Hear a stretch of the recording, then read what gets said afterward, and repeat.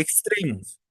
Entonces, em, más que todo, con la parte del medio, con la parte neutra, es como que algo que pasa sin pena ni gloria, ¿no? Algo que directamente, si tú no sientes emociones por lo que te está impactando, perdón, por lo que estás escuchando, entonces lo vas a cambiar porque es aburrido. O bien vas a estar ahí por obligación. Les pregunto una cosa. ¿Por qué una persona decide ir a ver un stand-up? ¿Alguna vez han comprado un ticket para ir a un stand-up por ahí? ¿O han visto una conferencia completa de 1 hora de YouTube? ¿Quién es el que, a ver, quién es el que hizo el análisis a Franco Escamilla?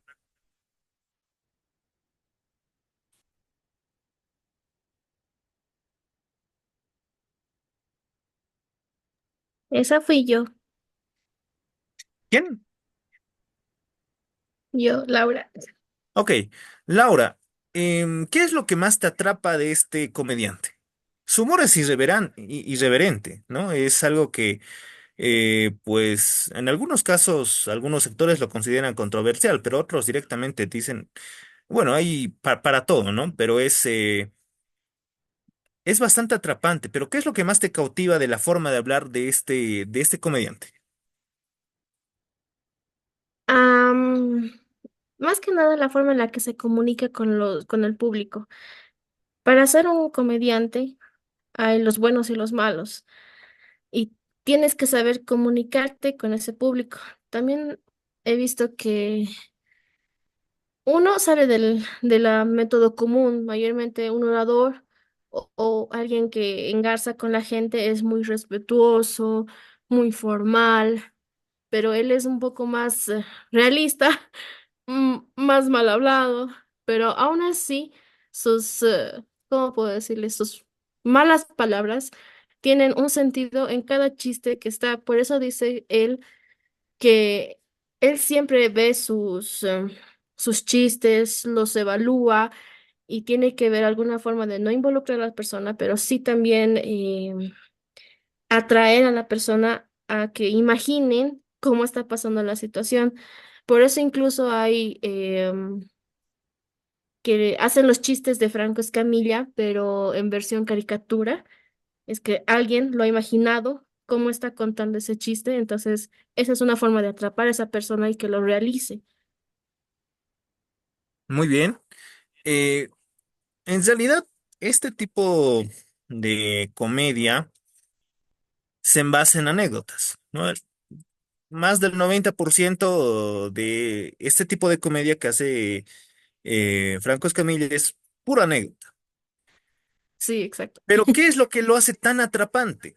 ¿Por qué sus charlas, por así decirlo, duran 1 hora?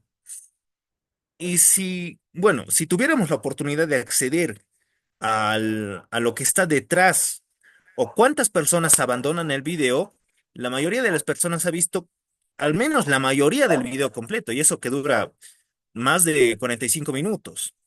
La clave es que está apelando a las emociones de la gente. No, uno no va a deprimirse a ver un show de comedia. Ahora, volteamos la tortilla. Supongamos que es un musical, ¿no? También es una emoción positiva, pero también en parte apela a la emoción negativa, tal vez como tristeza, ese tipo de emociones. Entonces, sí o sí, tratan de dejar esa emoción. Y la emoción se maneja directamente con la memoria. Si algo te ha hecho sentir bastante atrapado, lo vas a recordar. Y no porque tengas que recordarlo, sino porque te gusta recordarlo. Esa es la clave de que una persona sea un excelente orador. Y eso puede funcionar en cualquier ámbito, puede funcionar siendo docente, puede funcionar siendo tal vez presentador de noticias, presentador de alguna revista miscelánea, o inclusive en la vida profesional. A ver, por ejemplo, cuando nos toca dar tal vez alguna charla, o incluso para tener pareja, o para tener amigos. Para todo eso funciona. ¿Por qué son populares mayormente los graciosos de la clase? porque se basan más en las emociones positivas. La gente experimenta ese tipo de emociones con ellos y eso hace que lo recuerden y ese recuerdo, como va a una parte positiva, lo relacionan con algo bueno y el sujeto en cuestión es visto como algo bueno. ¿Cuáles son las emociones positivas? Alegría, amor, alegría, bueno, ya, comedia, ¿no? Amor, esperanza, gratitud, optimismo, serenidad, interés, entusiasmo. Por ejemplo, hay esto sin irnos a aspectos tal vez de religión, hay personas que, por ejemplo, hay predicadores, ¿no? Que son bastante buenos con la oratoria, tienen el don de la palabra y apelan a estas emociones positivas y también negativas. Entonces, cuando van por todo aquello, sí generan en el espectador esa experiencia inolvidable. A ver, ¿quién me recuerda quién es este señor que está acá? Linda, ¿recuerdas? Si mal no me equivoco, es Abraham Lincoln. ¿Quién dijo eso? Yo, Laura. Laura, muy bien. A ver, está bien, muy bien. Abraham Lincoln fue un presidente, pero también fue una figura central. Y aquí es donde juega el rol de la empatía. Este señor dio un discurso bastante polémico en su tiempo, cuando los estados del norte y el sur estaban en guerra. Entonces este señor dijo que los del otro lado eran seres humanos que estaban equivocados, pero después de todo eran seres humanos, todo eran parte de un mismo colectivo. Entonces se le acusaba frecuentemente de ser un infiltrado del otro lado, cuando Estados Unidos estaba dividido. Entonces en ese aspecto, él tenía la frase de yo, ¿cómo era? Convierto a... Yo no tengo enemigos porque los transformo en mis amigos. Exactamente no recuerdo las palabras, pero esa es la esencia de por qué tenía ese carisma. El carisma, más que todo, tiene un componente que es la humanidad.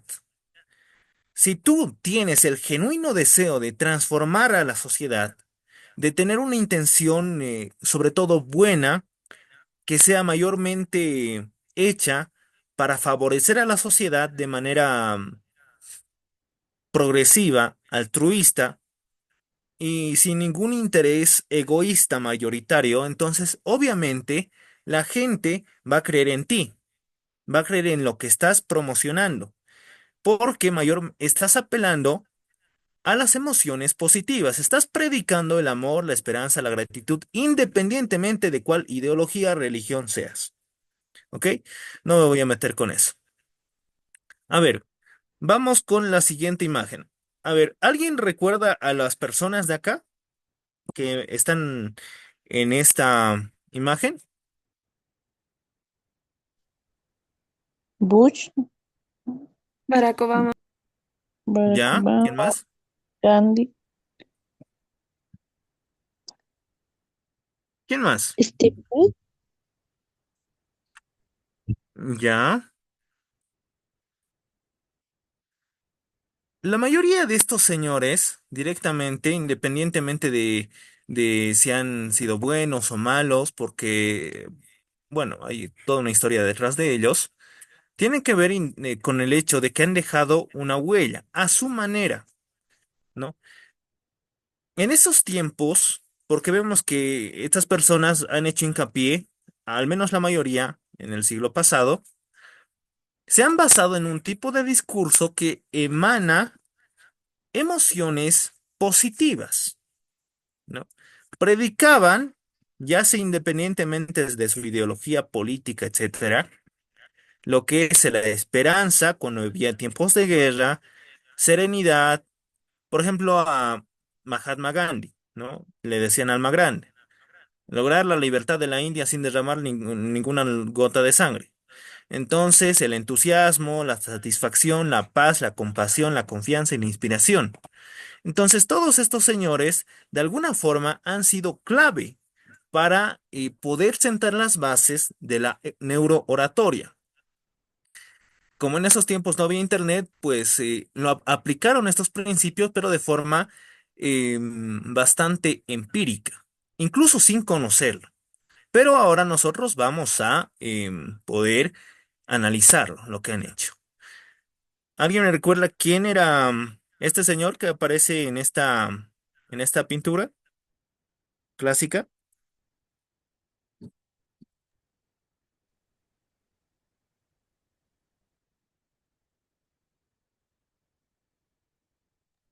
En su caballo, Napoleón. Napoleón. Muy bien. Dante. ¿Quién dijo eso? Asa marcha con Ah, Samar. Muy bien. Ya.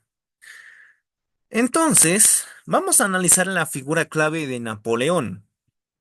Ojo, este análisis es basado fuera de de la ética de estos personajes, porque muchos de estos han llevado a muerte a muchas personas por un afán egoísta de conquista. Entonces, no vamos a tocar ese punto moral, pero vamos a centrarnos en lo que ellos predicaban, lo que ellos estaban enfocados en mostrar para captar la audiencia.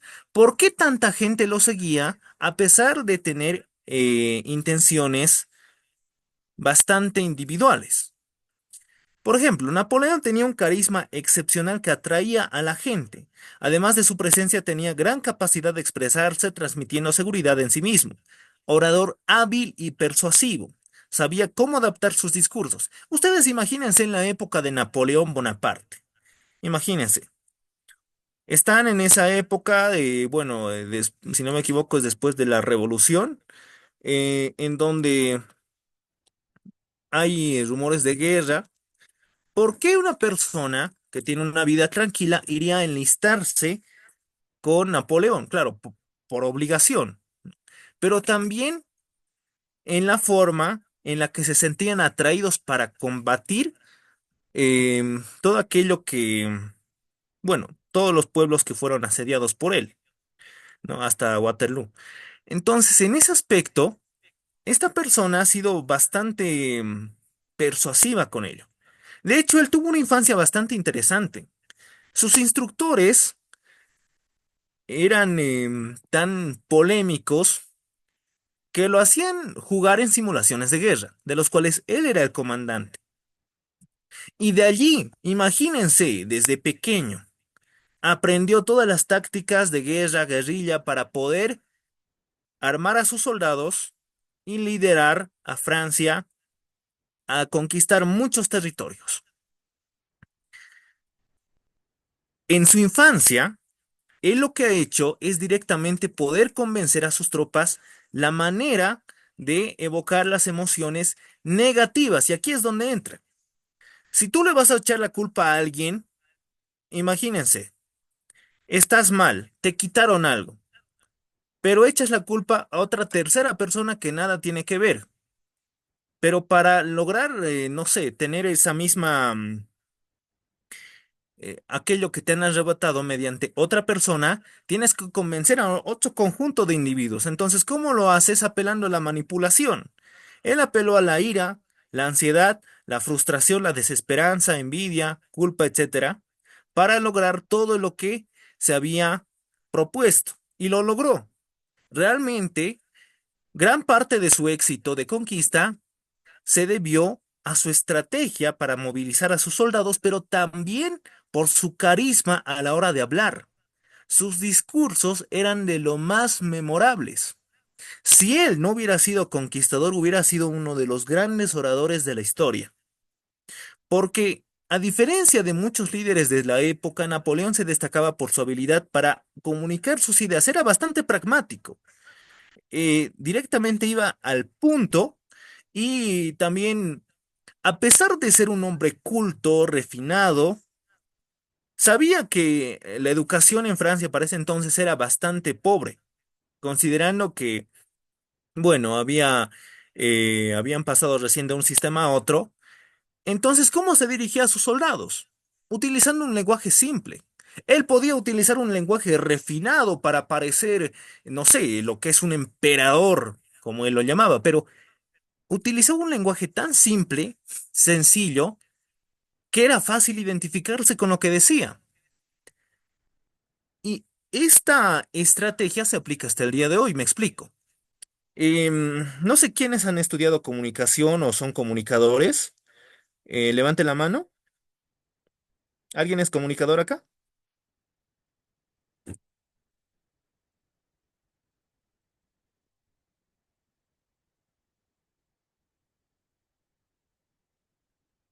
Bien.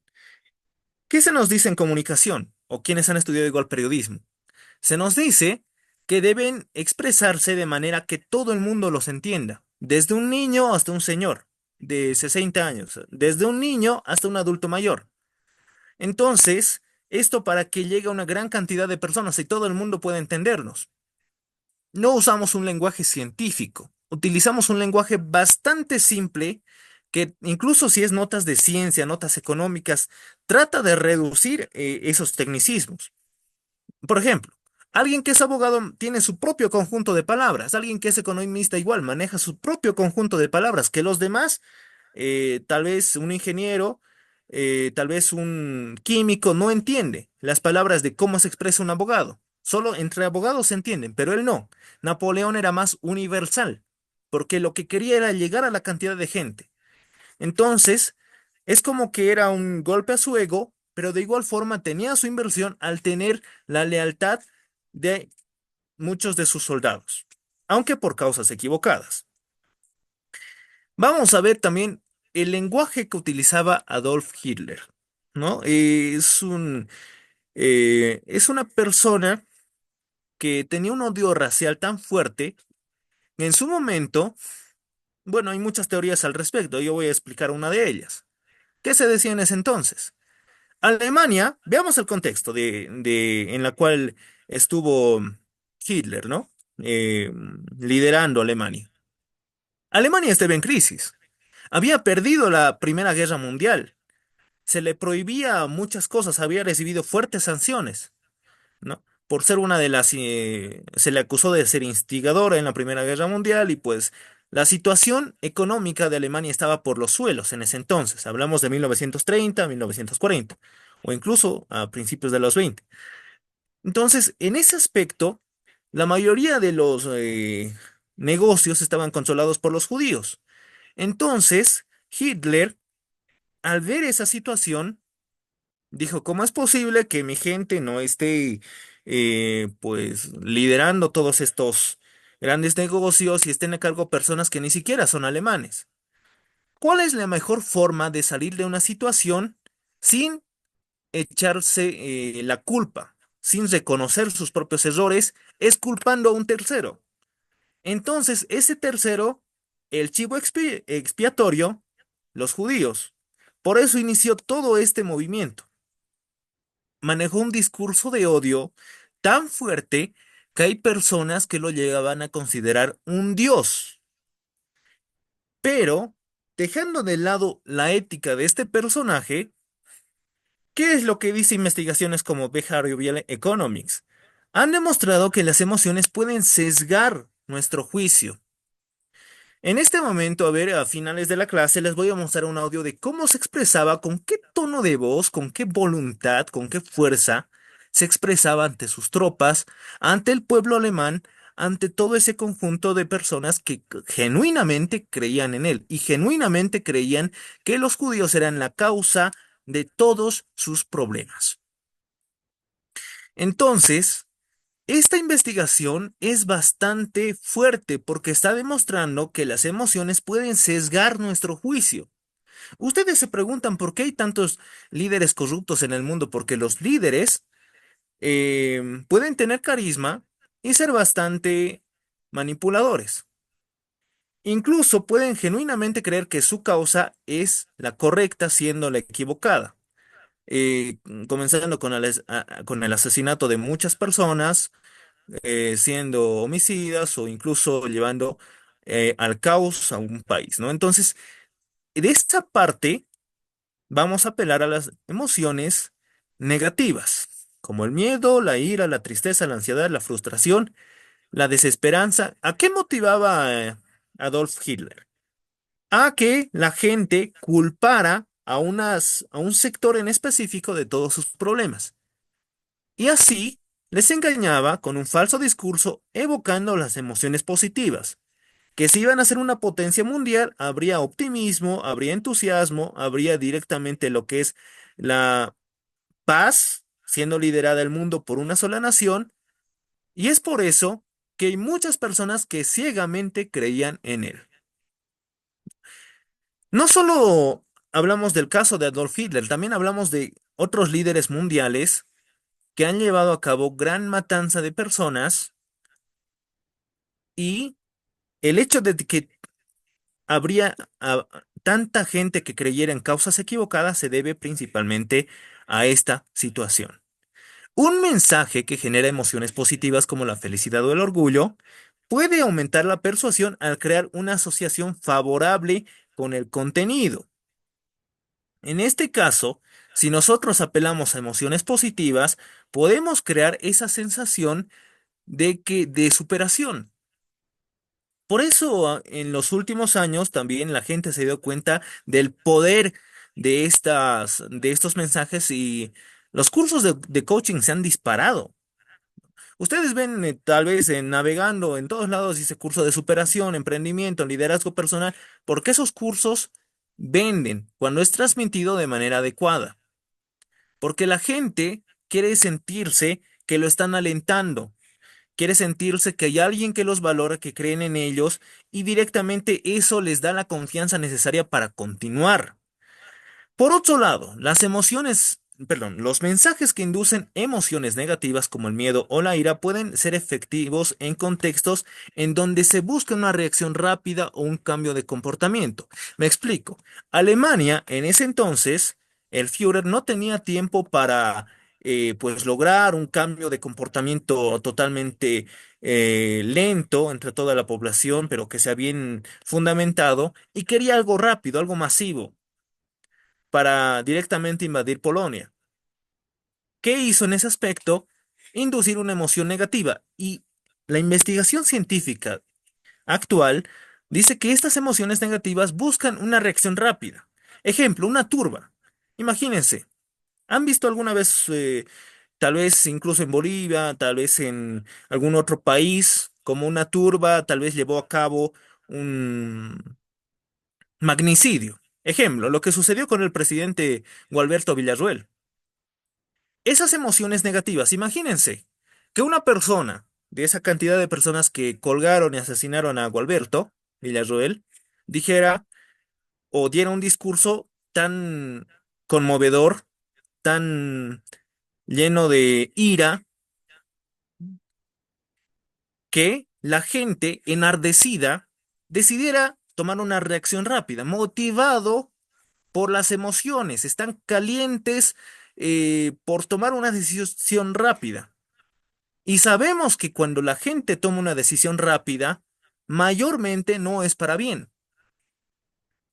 La mayoría de la gente que acompañaba a quienes han colgado a Gualberto Villarroel estaban cargados de emociones y en ese momento inclusive no pensaban de manera correcta o no pensaban en las consecuencias, tal vez, por así decir.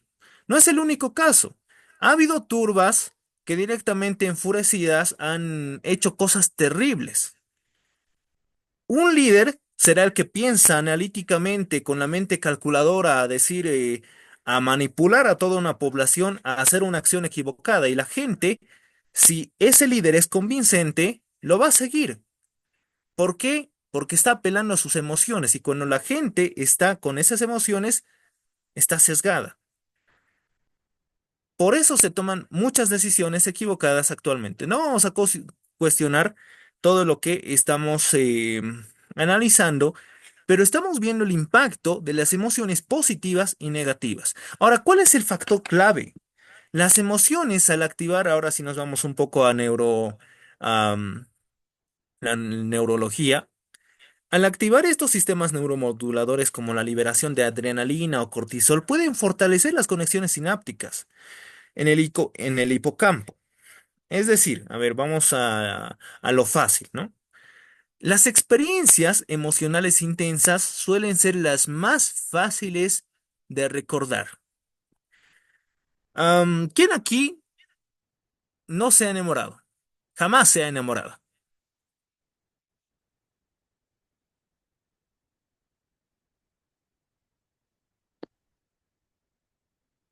¿Daniela?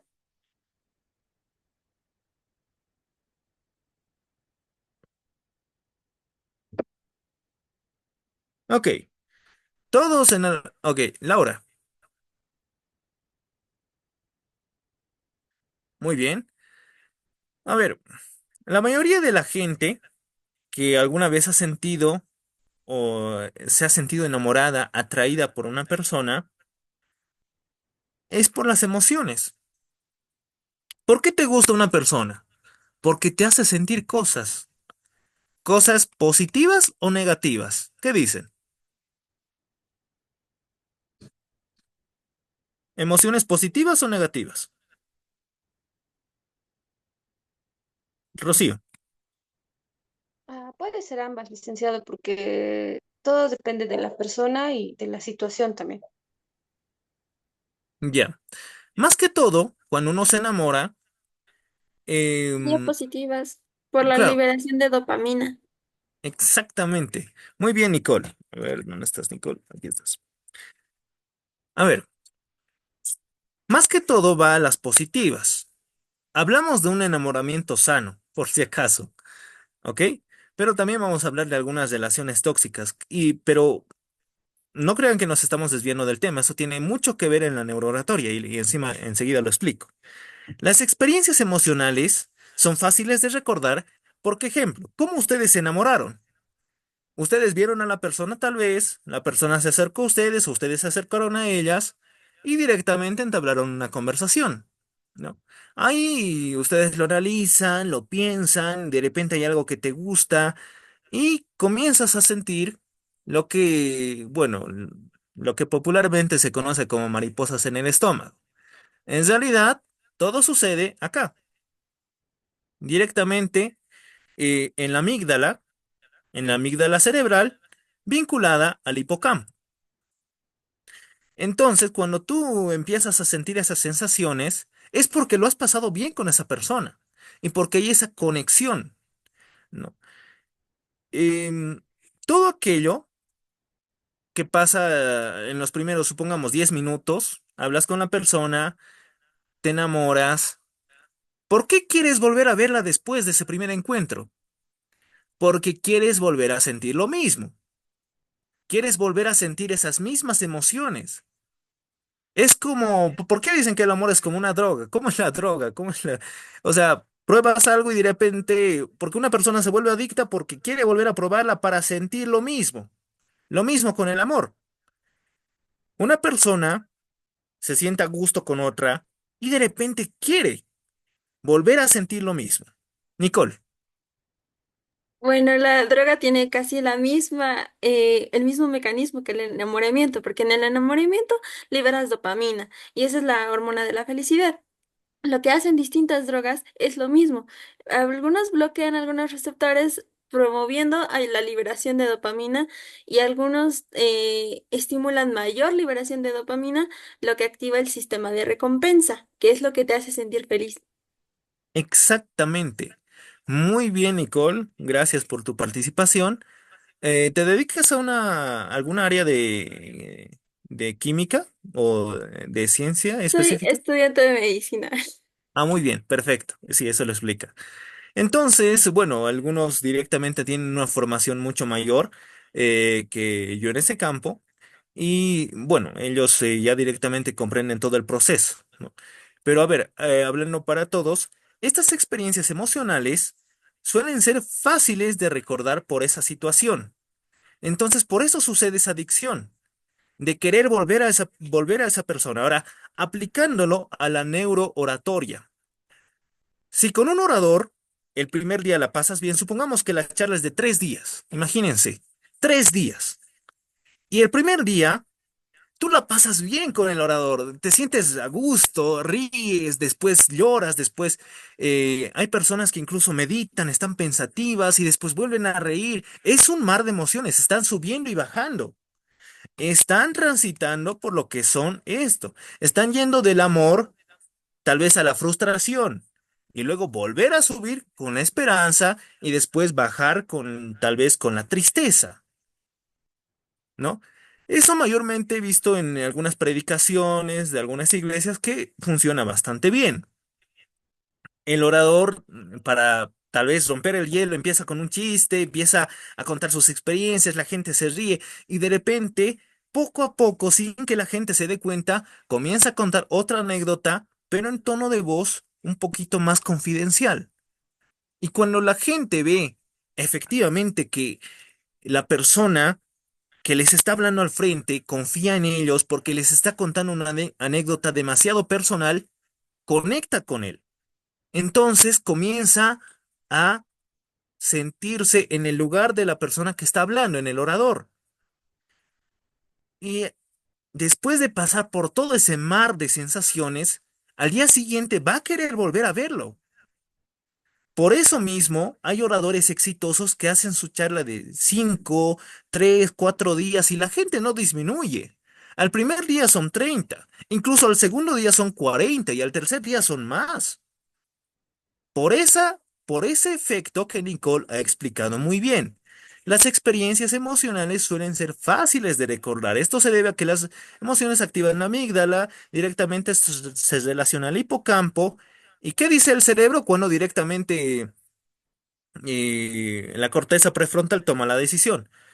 ¿Lo hacemos o no lo hacemos? ¿Vamos a la conferencia o no? La hemos pasado muy bien. A ver, ¿qué dice esa región de la memoria? Y la memoria dice, sí, sí, sí, efectivamente, la pasamos muy bien, hay que volver.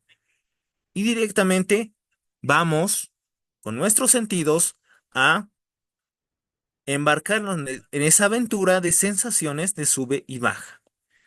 Entonces, en esa sensación de emociones positivas y negativas, la amígdala se activa y envía señales a otras partes del cerebro, incluyendo el hipocampo, que es la región principal involucrada en la formación de nuevos recuerdos. Cada vez que consultamos, cada vez que una persona decide, también lo hace respecto a lo que recuerda o lo que se almacena en el hipocampo, ¿no? Si es experiencia buena o mala. Vamos con estas sustancias químicas como la dopamina, endorfina y noradrenalina, que son vitales para el proceso atencional, afectando motivación y capacidad de concentración. Em, Hablando de los neurotransmisores, a ver, vamos a hablar en este periodo en fácil, ¿no? Es aquello que interviene en gran cantidad de procesos como el movimiento, memoria, recompensa, como ya lo dijo Nicole, que em, crea ese mecanismo en nuestro cerebro que nos refuerza a repetir una conducta o el aprendizaje. Claro, esto está vinculado más con la motivación y recompensa. Si a mi cerebro, que le he dado una recompensa bastante genial, con ese mar de emociones de sub y baja, ¿qué me pide mi cerebro? Me pide, vamos, volvamos a repetir esa sensación, volvamos. ¿Y qué pasa si el orador ya se fue? Trata de sustituirlo tal vez con otra cosa, aprende a mirar sus charlas, tal vez incluso lo stalkea por ahí para ver si tiene otro material. Por eso mismo, la creación en contenidos virtuales se ha vuelto tan popular, por este mecanismo de recompensa que nos pide una y otra vez repetir la misma sensación porque nos hace sentir bien, con la liberación de estas sustancias químicas. Ahora, vamos a hablar específicamente de la noradrenalina. Este compuesto es clave para la capacidad de concentración ya que ayuda a mejorar el enfoque y mantener la atención en estímulos relevantes. Con esta noradrenalina, cuando vemos que una charla está interesante, está genial, tiene todo ese impacto que necesitas,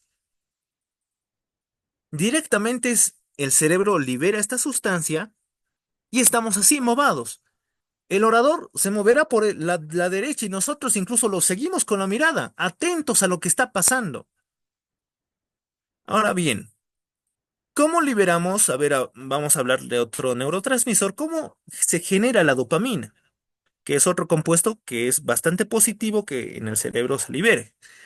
Haciendo ejercicio, comiendo bien, logrando objetivos, exposición a luz solar, pero aquí viene lo interesante, con actividad recreativa y creativa. Y eso lo voy a explicar a más detalle en unos minutos más. Vamos a hablar ahora de las estrategias para generar noradrenalina y van a ver a qué llego. Con ejercicio físico, con desafíos cognitivos, superar un desafío, completar una tarea que tal vez te estaba pesando, estimulación sensorial, estilo de vida saludable y técnicas de relajación. Aquí vamos a aprender cuál es la clave de que nuestra audiencia no se aburra. A ver, vamos al contexto de la oratoria. Este manejo de sustancias químicas, ya sea a través de técnicas de relajación, respiración e incluso la preparación mental, potencia la capacidad del orador para que active esa red ejecutiva. Si recuerdan, la red ejecutiva es la clave para mantener la atención. Una vez que ya se ha activado la red de alerta, con esa red ejecutiva mantenemos la atención. Pero de vez en cuando necesitamos un respiro. Por eso, todo buen orador se sabe técnicas de respiración o relajación y es algo bastante sencillo.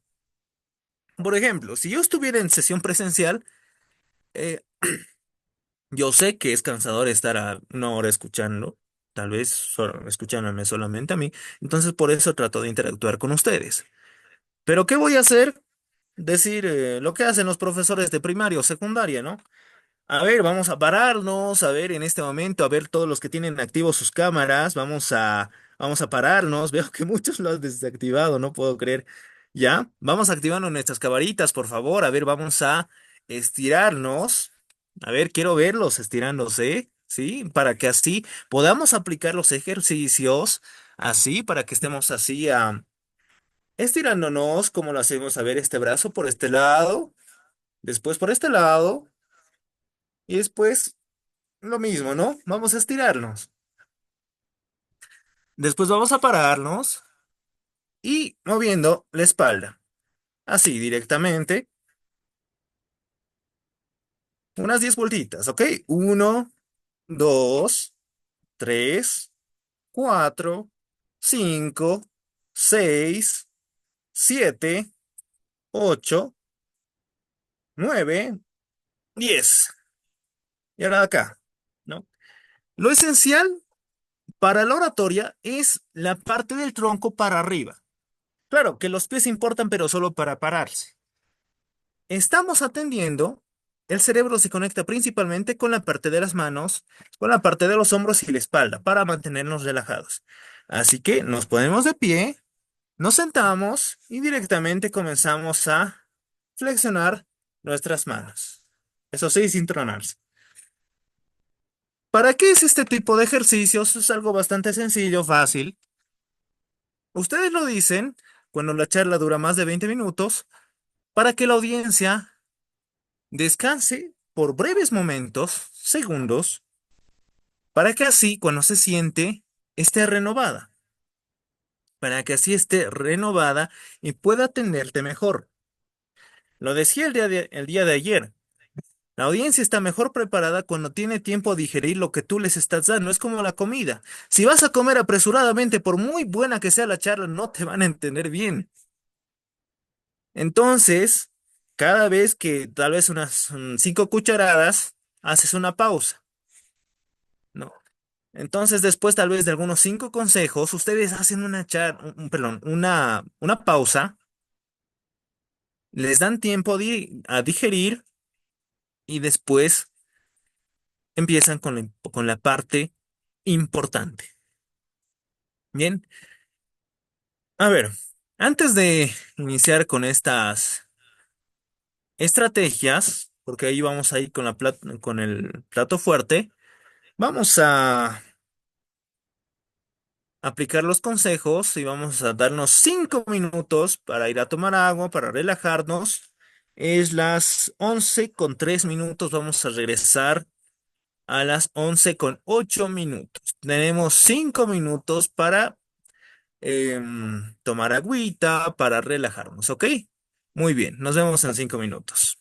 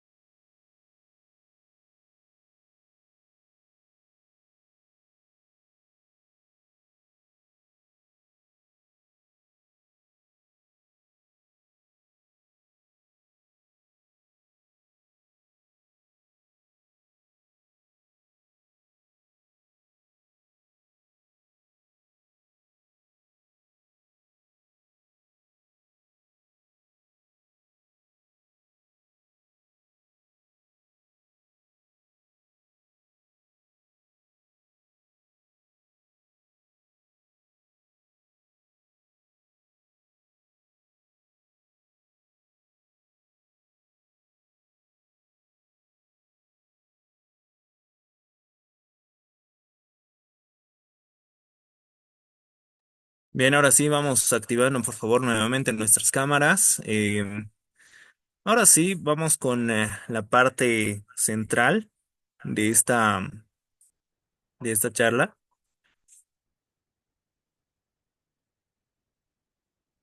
Bien, a ver,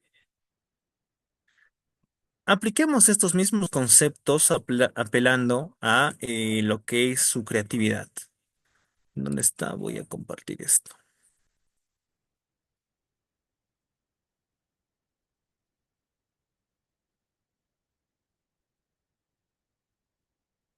¿Se ve en mi pantalla?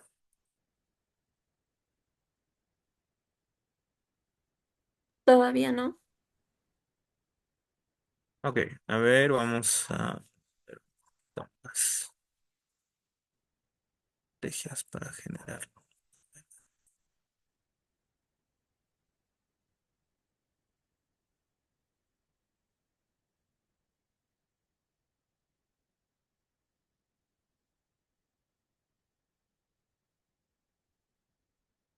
Ahora sí. Bien, estábamos con la actividad recreativa y creativa, ¿no? Estábamos viendo que esta noradrenalina es la clave para la capacidad de concentración, ya que ayuda a mantener la atención en estímulos relevantes, mientras las distracciones bueno, están a un lado, no hay distracciones. También importa mucho el ambiente. Esto lo vamos a llevar más al cuarto día, pero el cuarto día más vamos a llevar lo que es la vestimenta. ¿Cómo hacer que tú seas la figura principal y el protagonista de tu charla? Nada puede opacarte, porque si te opaca algo, los pierdes. Esa es la clave.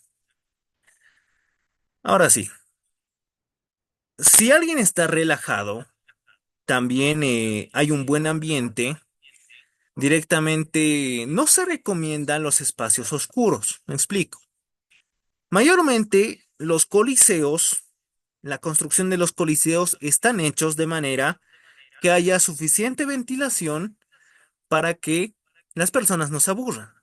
La mayoría de los coliseos.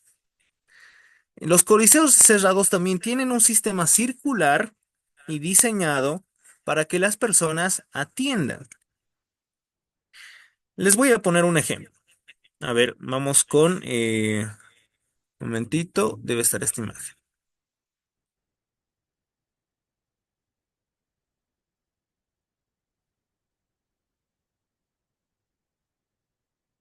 Ya, voy a dejar de compartir. Ok, supongamos que nos encontramos en este lugar. ¿Por qué este tipo de salón, según estudios recientes, no es lo adecuado? Porque uno es lineal. A ver, lo voy a enfocar un poquito más. Esta de acá, lo que estoy señalando. ¿Por qué? Porque no tiene gradaciones. Porque todo es lineal, todos están al mismo nivel. Y generalmente los que están al último son los que menos reciben esa atención personalizada del docente que está explicando. En cambio, en un salón de gradaciones tipo estadio, recibe mucha más atención. Los salones más modernos del mundo están equipados de esa manera circular para que todo el mundo los pueda ver y escuchar. Y también se está eliminando lo que son los palcos. El... Es mejor que el orador esté a la altura de las personas que está exponiendo. Por eso es más, como les digo, es más recomendable que ustedes se pongan a la altura de de su audiencia. Si les ha tocado estar en el salón como el de la primera imagen, pónganse a la altura de las personas, caminen por el escenario, así para que las personas no las pierdan de vista y directamente estén enfocadas en ustedes, en lo que están mostrando. ¿Ok? Entonces, de esta manera, van a captar la atención que requieren. Bien, vamos con este punto. ¿Cómo captar y mantener la atención al público? Iniciamos con algo importante, comenzamos con una anécdota, estadística sorprendente o pregunta provocativa. Por ejemplo, puede ser la pregunta retórica. No es necesario que sea incluso pregunta. Puede ser una frase, pero siempre que sea retórico, que no tenga la necesidad de una respuesta, pero que haga pensar. Imagínense, a ver, les cuento esta anécdota. Cuando yo directamente era niño, en mi primer discurso que tuve, bueno, fue una poesía, me puse nervioso, me detuve en la mitad. Estaba tan nervioso, todos los ojos apuntaban a mí, yo me puse bastante em, tenso. Se hizo un silencio hasta que alguien comenzó a aplaudir. Eso me salvó, y los demás comenzaron a aplaudir, pero por compasión. Eso me enseñó a directamente no rendirme, no quedarme callado. Me he olvidado de algo bien. Directamente aprendo improvisación. O de alguna forma no me rindo para directamente no perderlos y sacar mi propia esencia. Este tipo de anécdotas pequeñas hacen que el público se sienta más conectado contigo.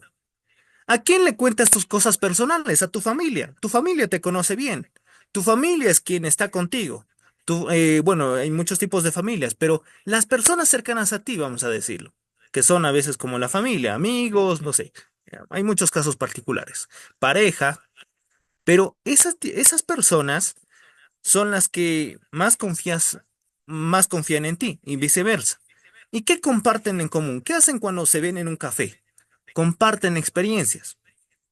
Ahora, lo que tienes que hacer tú es directamente contar algo personal, pero que sea para compartirlo con ellos. Así se van a sentir más identificados contigo porque ven, se sienten parte de tu circuito íntimo. Ahora la variación del tono y el ritmo. Directamente, no hables en tono lineal. Lo mismo que el mar de emociones. Haz lo mismo con la locución. Juega con tu voz, que tu voz esté acorde a la emoción que estás transmitiendo. Estás contando algo que es muy personal para ti. Frecuentemente se relaciona con bajar el volumen de voz, ¿no? Pero no hasta un punto en que no se puede escuchar. Si estás con un micrófono, en ese sentido mejor. Pero si no estás con micrófono, pues directamente nivelarlo. Hasta un punto en el que te lleguen a escuchar, pero tu volumen sea un poco más bajo de lo que estabas hablando. El volumen bajo transmite intimidad. ¿Cómo le hablas a tu pareja cuando estás enamorada? Directamente se relaciona con bajar el volumen de voz. No le hablas gritando, te amo, ¿no? A todo el público.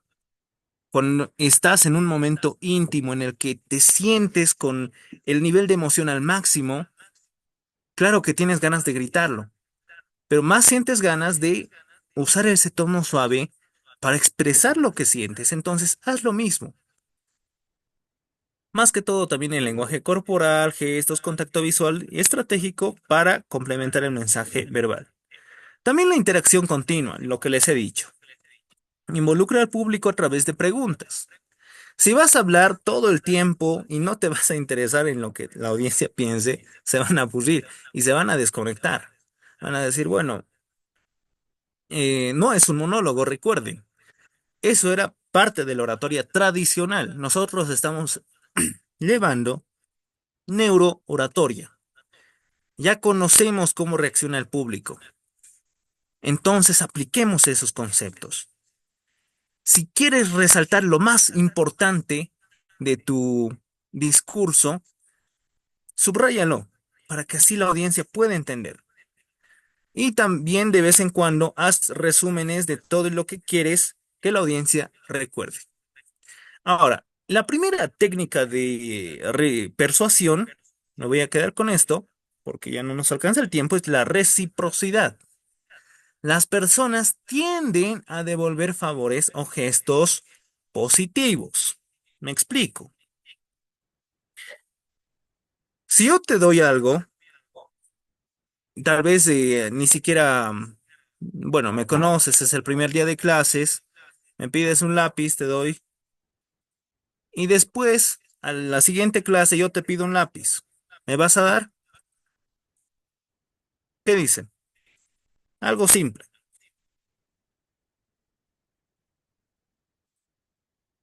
Para mí eres un completo extraño, pero te he hecho un favor ayer. ¿Tienes esa obligación, tal vez moral, por así decirlo, aunque no hay un contrato explícito? Claro que sí. Las personas tienden a devolver favores o gestos positivos. Esa prueba, había una prueba bastante bonita en la cual directamente había gente con un huevito de Kinder, de esos envueltos, le entregaban a uno y el otro pues sonreía. Eran completos extraños, no se habían conocido y jamás se habían visto en la vida. Pero ¿cómo recompensan ese gesto de regalarle algo, aunque sea pequeño? Con una sonrisa, tienen a devolver ese gesto. ¿Por qué? La activación de circuitos neuronales relacionados con la recompensa, que involucran la dopamina, refuerza ese comportamiento de si tú me das, yo te doy. Ahora, estamos tocando las emociones positivas. Recuerda, perdón. Vamos con este concepto aplicado a la neurooratoria. ¿Cómo lo aplicamos? Ofrece algo de valor al público objetivo. ¿Qué es algo de valor emocional? Lo que ya lo llevamos acá. Regalarles algo. ¿Qué les regalamos a una audiencia de 30 personas, 40 personas, 50 personas?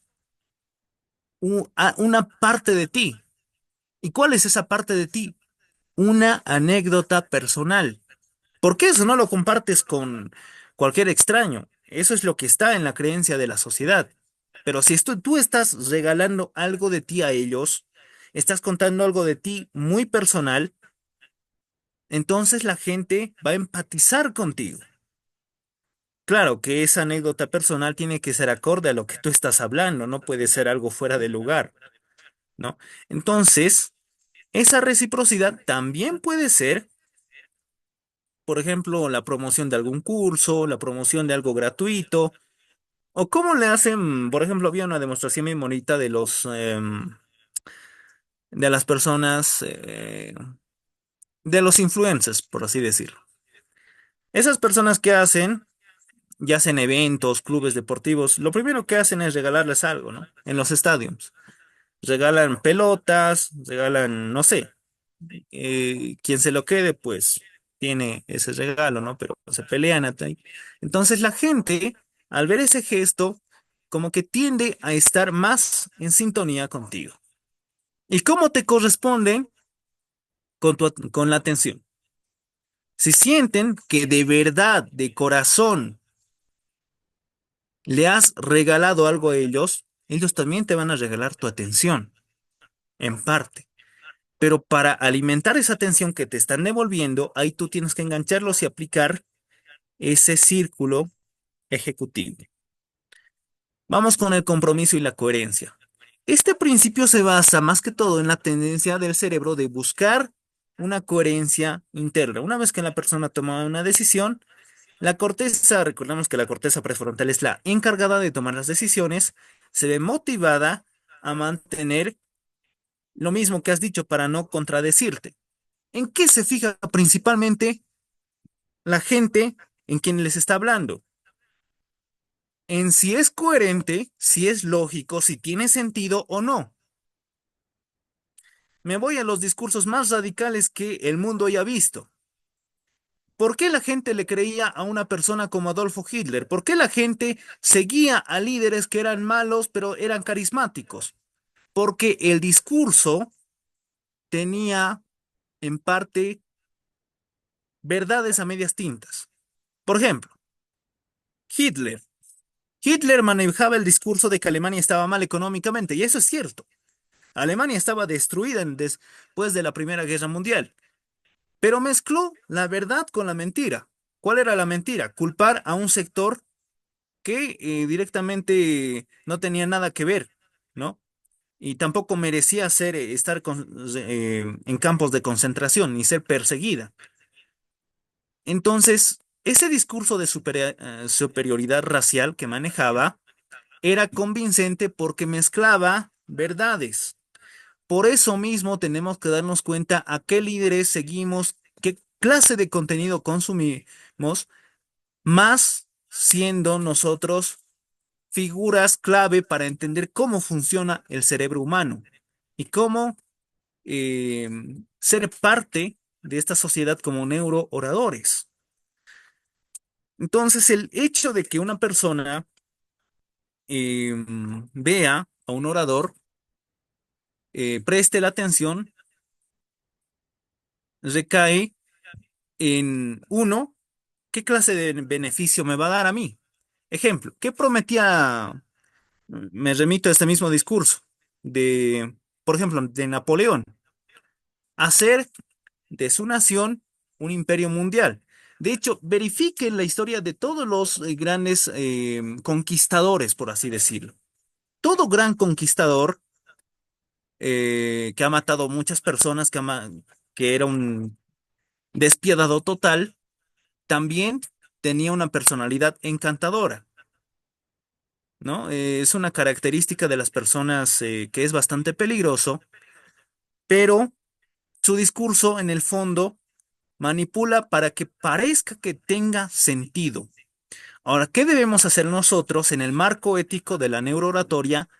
Es darnos cuenta de estos sesgos y aportar a la sociedad con lo que podemos dar, pero sin manipular a nuestra audiencia. Recuerden, el día en que nuestra audiencia se sienta que la hemos manipulado, es el día en que perderemos o los perderemos para siempre. Es el día que nuestra reputación cae. Es el día en que ya no vamos a, bueno, vamos a tener una etiqueta de por vida. Por eso es importante entender cómo funciona el cerebro y cómo darnos cuenta de los discursos peligrosos para no cometer esos errores. La clave para que la persona sienta que está obteniendo un beneficio por escucharnos es ese intercambio. ¿Qué le ofrecemos nosotros? Si Nicole hace una conferencia, bueno, tiene muchos campos, pero se dedicará, bueno, haciendo una suposición, tal vez en el campo de la medicina. A un ingeniero, he visto dos ingenieros por acá, directamente en sus respectivos campos. A uno de marketing directamente en ventas, etcétera, ¿no? Entonces, de eso se trata este discurso que manejamos, de aportar algo a la sociedad con el tipo de palabras que empleamos. Para emplear este principio es útil empezar con solicitudes pequeñas que el objetivo público puede aceptar fácilmente. ¿Cuál puede ser estas solicitudes? Pónganse de pie. Vamos a estirarnos, vamos a hacer un ejercicio corto y de ahí directamente vamos a estar en sintonía con nosotros y después vamos a vamos a subir gradualmente al nivel. Esto, bueno, creo que ya es hora, lo vamos a llevar más a detalle en el siguiente módulo, pero me voy con esta frase, ¿no? Vamos con el tercer principio, solo vamos a tocar solo los cimientos. La escasez. La escasez es sinónimo de originalidad, al menos en la neurooratoria. Esta percepción de escasez, ¿qué tiene que ver? No cualquier orador te va a hacer reír y llorar al mismo tiempo. No cualquier orador te va a hacer reflexionar. Solo un buen orador puede hacerte sentir ese mar de emociones y dejarte un mensaje claro. Y ese orador es escaso. Y aquello que es escaso es original. Las copias nunca son buenas. Cada uno de ustedes tiene su propio estilo y explótelo como tal. Por eso mismo es importante desarrollar con base en todo lo que estamos avanzando tu propia forma de hablar, tu propia forma de captar a la audiencia pero tomando como ejemplo a los grandes oradores de nuestra historia, para no cometer los mismos errores. Bien, con esto habríamos llegado al final. Sé que, bueno, llegamos en punto al final de esta clase. Como siempre, es todo un placer dirigirme a ustedes.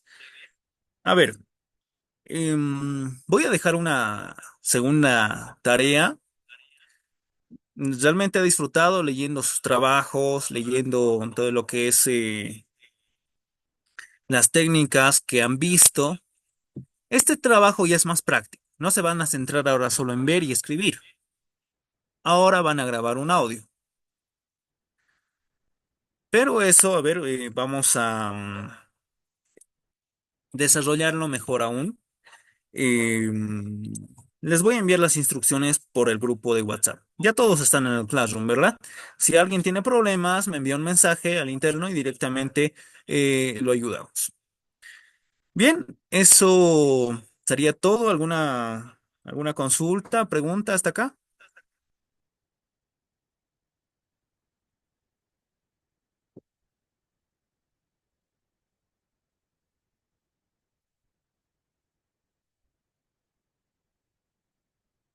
Nicole. Sí, yo tengo una consulta, más que todo una curiosidad. Basándonos en esto de las emociones que usted habló y una manera de conectar con nuestro público, ¿cómo les mencionó a a los predicadores? Sin embargo, hay otros predicadores que lo que hacen es enfatizar en sus emociones.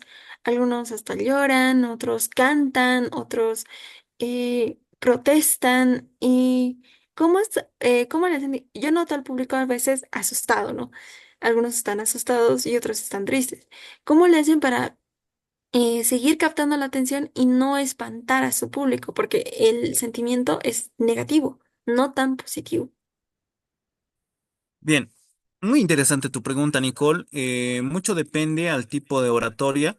Recuerden que aquí directamente alejándonos de todo lo que es religión, ideología o política, vamos a comentar lo siguiente. Em,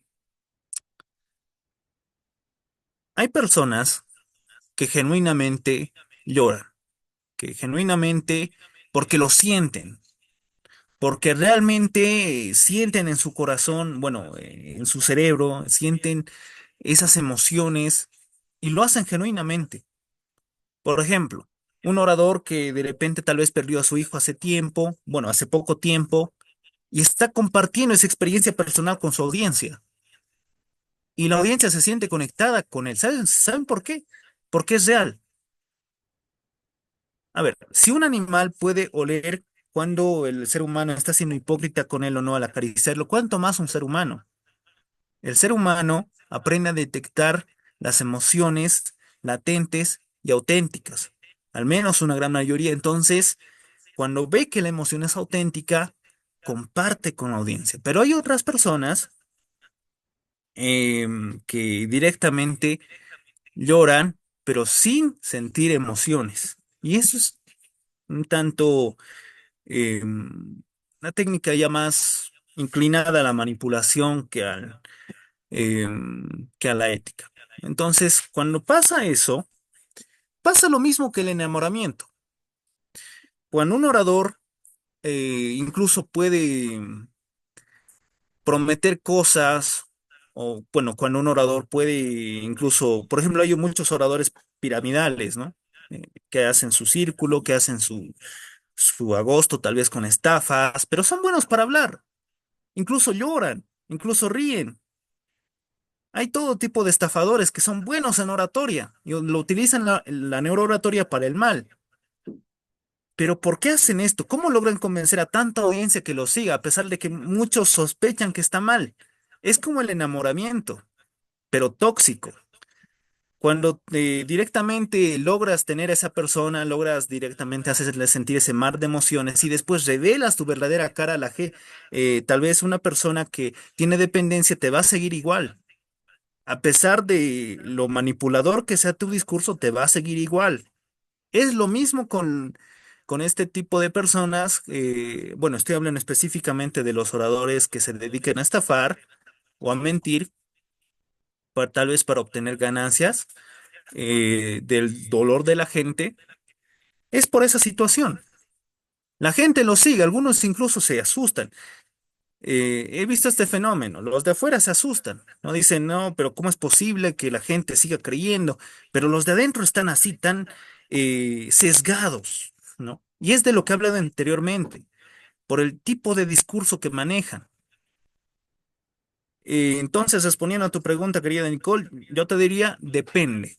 Depende de si la emoción es auténtica o no. Si detrás de esa emoción hay una intención verdadera de ayudar a la gente o no, o de manipular a la gente.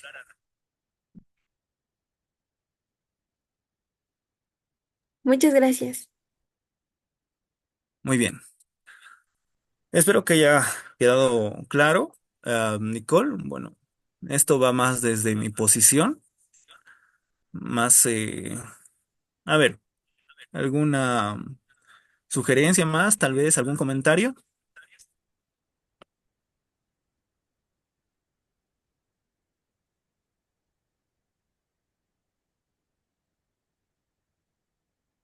Bien. Bueno, ha sido un gusto compartir con ustedes. Nos vemos el día miércoles. Estoy atento a sus consultas. Gracias.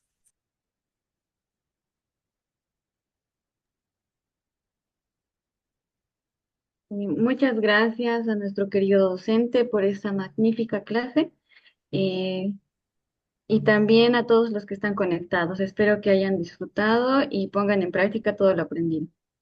Ya se encuentra disponible el link de asistencia que es enviado por el chat de Zoom y vamos a darles unos minutos para que completen la asistencia. Mientras recordarles que para los participantes de la ciudad de La Paz, tienen una sesión presencial el día domingo 25 de agosto en el Hotel La Paz. El horario es de 5 a 6:30.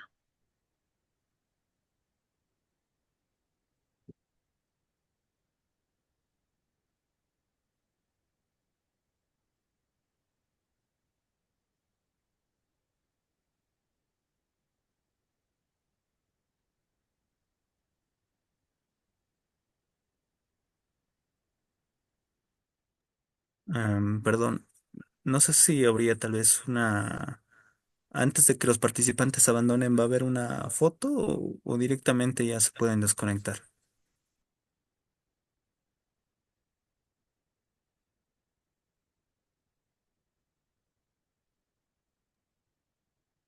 Sí, por favor, todos prendan sus cámaras.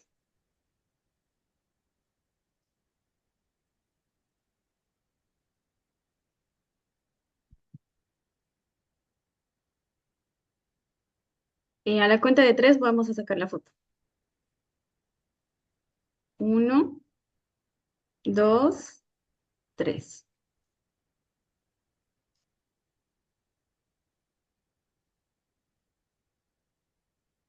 Bueno, muchas gracias a todos los participantes. Buenas noches.